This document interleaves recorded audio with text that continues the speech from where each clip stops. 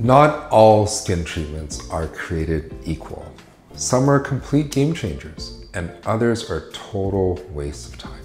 I'm Dr. Shim Ching, board-certified plastic surgeon here in Hawaii. I specialize in facial rejuvenation, which basically means I help people look as young as they feel. Patients ask me all the time how I feel about specific skincare treatments, and frankly, some of my answers might surprise you. In this video, I'm going to cover 12 of the top skincare treatments people ask about most, rank them 1 to 10, explain exactly why, and help you make the best decisions possible. If you're new here, make sure you subscribe. We post new videos on skin health, facial rejuvenation every week. We did a rapid version of this on Instagram and got a ton of requests for a deeper dive into a YouTube breakdown, so here it is. Number 1, retinol, 10 out of 10 rating. Retinol is my favorite anti-aging skincare ingredient. It's a vitamin A derivative that stimulates collagen, enhances cell turnover, and reduces pigmentation. It's a multitasking powerhouse, one of the most researched actives that we have. When the natural production of collagen slows with age, retinol helps push it back up. That means fewer fine lines, smoother texture, thicker, more resilient skin. If you're serious about anti-aging, this belongs in almost every routine. Classic retinol can be irritating early on, flaking, dryness, a short purge. If you struggled in the past, onboard slowly. Use a lower strength, sandwich it with moisturizer, start 2 to 3 nights a week and work up. Microdose or encapsulated formulas can also help sensitive skin adapt with less drama. Holy grail, 10 out of 10. If your skin can tolerate it, and most can with smart onboarding, retinol is an absolute must. Sunscreen, 10 out of 10 rating. Sunscreen is the single most important way to protect your skin from premature aging and sun damage. A broad spectrum SPF reduces collagen breakdown, wrinkles, discoloration, and helps lower your risk of skin cancers. Most people don't apply enough and don't reapply. If you're outdoors, reapply every 2 hours, sooner with sweat or water. Hats and shade will help, but face, neck, chest, hands still need SPF all year round. Verdict on this one is it's non-negotiable. 10 out of 10, the cheapest, smartest anti-aging move there is. Number 3 is Sculptra, dual rating. Sculptra stimulates collagen production in deeper tissues. This is an injection. It was designed as a volume builder, and it can gradually increase fullness in the face or other parts of the body over time. This is used for volume in the temples, the mid-cheek, and the rating there is about 5 to 6 out of 10. As a volume augmentation, it can be effective, especially for areas like temples or the mid-cheek, where gradual diffuse volume is helpful. Avoid the under eye and the perioral zones because the risk of nodules irregularity is going to be higher there. Concerns with Sculptra are collagen stimulation that can create fibrosis in planes that surgeons later, during a facelift, need to dissect. This can complicate surgery for some patients. Not a deal breaker, but it's something to consider if you're likely to pursue something like a facelift down the line.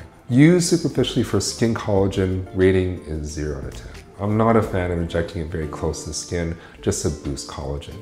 You end up with patchy areas and areas like the forehead, around the eyes, around the mouth, which creates uneven stimulation and potential unwanted fullness. Also increases scar tissue in those superficial planes that doesn't play well with future surgery. So the verdict is, when you use it for volume, 5 to 6 out of 10 in the right hands, in the right areas. Superficial skin collagen, 0 out of 10, don't do it. Number 4 is Botox and Neuromodulators. What do they do? Botox, Dysport, Xeomin, Daxxify, these are all what we call neuromodulators. They reduce muscle activity to soften expression lines, like in your glabella, this area here, and we call that the 11s, the forehead, and the crow's feet. With consistent use every 3 to 4 months, you can prevent those deep etched lines that are much harder to treat later on. The reason why I like it is that decades of clinical use, strong safety data, predictable results. Prevention here is huge. The downside is that it's temporary. You have to keep maintaining it. Verdict is 9 out of 10. It's foundational for preventing deeper lines in the face. Number 5 is orally taken collagen. This is a 4 out of 10 rating. And what it claims is that hydrolyzed collagen peptides are marketed for skin, hair, nails, and joints. The evidence is actually really pretty limited that this works. It's very mixed. Some small studies can show mild improvements in the fine lines, the elasticity of the skin, probably from hydrational changes or indirect effects, not necessarily direct from taking the collagen and it going to your skin. There isn't a clear physiologic pathway for ingested peptides to actually get into the skin. We usually just digest that protein and it just goes away. If you take it, it's likely harmless for you, but some people enjoy it as a protein add-on. If you do, pair it with some vitamin C. It's a cofactor for collagen synthesis. Verdict here is 4 out of 10. Fine as a nice to have, but it's not a foundation for anti-aging. Number 6 is microneedling, and this is without energy, radiofrequency, or other things that might make it stronger. This is a 7 out of 10. The reason why it works is that mechanical needles create little micro injuries in the skin, triggering collagen remodeling. This is good for texture, fine lines, acne scars, and thin areas like the neck. Usually we plan 3 to 5 sessions to start, spaced 4 to 6 weeks apart, with maintenance every few months. Consistency is the key to this treatment. Verdict on this one is 7 out of 10. It's really a solid treatment, especially for texture and scarring. It's very safe. You just have to commit to a series of treatments and not just get one. Number 7 is RF microneedling, also known as Morpheus 8, and there are others. When this is used for shallow skin quality use, 1 to 2 millimeters of depth, what we're doing is combining microneedling with radiofrequency heat for a stronger signal for the collagen in the skin to rebuild. Used superficially to improve texture and tightness, I give it a 6 to 7 out of 10. We keep the depths conservative on the face because the deeper you go, the more risk for problems. Number 8 are chemical peels. This is a 7 out of 10 rating. Peels will exfoliate and resurface the skin from the epidermis all the way down to the dermis, and what you get is brighter skin, fewer fine lines, more even skin tone, and that fresh glow. You gotta plan this right. Depth will determine both the result and the downtime. The deeper the peel, the more downtime you have. It'll range from a few days or a couple of weeks or even more for some very deep peels. Time it outside of heavy sun exposure and protect diligently with sunscreen afterwards. The verdict is 7 out of 10, a tried and true reset when planned carefully. Gua Sha, 2 out of 10 rating. This is facial massage to detox, depuff, sculpt. Any lift is a temporary fluid shift. It doesn't stimulate collagen, it doesn't change tissue support, it doesn't lift the face. As a self-care ritual, that's great, but as an anti-aging treatment, no. Verdict here is 2 out of 10. Enjoy it if you like a massage of your face, but just don't count it as an anti-aging treatment. Number 10 is UPF Clothing. These garments block UVA, UVB on areas that we often forget, like the neck, the chest, the arms, the hands, or the legs. Means less pigment, fewer lines, less sun exposure will lower your cancer risk over decades. It's not always about the most fashionable thing. It doesn't replace sunscreen, it will supplement it. Verdict here is 8 to 9 out of 10. Quietly powerful, especially if you're outdoors a lot. Number 11 is the HydraFacial. It's a 3-step treatment. It's a vacuum-assisted deep cleanse of your skin, a light chemical exfoliation, and a serum infusion for hydration and glow. Minimal downtime, nice for maintenance, it feels great, very nice before a big event.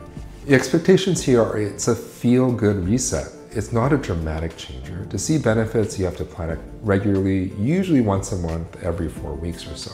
The verdict here is 7 out of 10, pleasant, effective, luxury maintenance option. Just set realistic expectations for this treatment. This is a real-world routine that wins. Here's a pattern I see in patients who age gracefully, keep their skin consistently improving, and that is daily sunscreen to your face, your neck, your chest, and your hands. Retinol at night, properly onboarded, vitamin C in the morning, and a good, smart moisturizer. Periodically, you want a neuromodulator like Botox for expression lines every 3 to 4 months. And then you want a series of treatments that will help your skin, such as microneedling with or without radiofrequency like Morpheus, and a planned series of these for the face, the neck. Seasonally, you may want to consider a chemical peel when you want a skin reset, and that needs to be scheduled around your events and any sun exposure. Your lifestyle armor is your UPF Clothing, shade, and hats. Optional is HydraFacial as a monthly maintenance if you like that routine, you want to feel pampered, and you like that glow. Do these consistently and you'll steadily move that needle in the right direction. My closing thoughts are, there are some wonderful, proven options that genuinely keep your skin healthier and younger looking. But there's also a lot of hype. My job is to help you navigate what's worth your time and your budget. If you want to go deeper, subscribe here for weekly videos. Drop your questions or your experiences below. This is a community, and your wins or lessons learned help others. And if there's a treatment you want me to rank next and talk about, please leave it in the comments and we'll make another video about it. Until next time, I'm Dr. Shim Ching. Take care of your skin and it'll take care of you.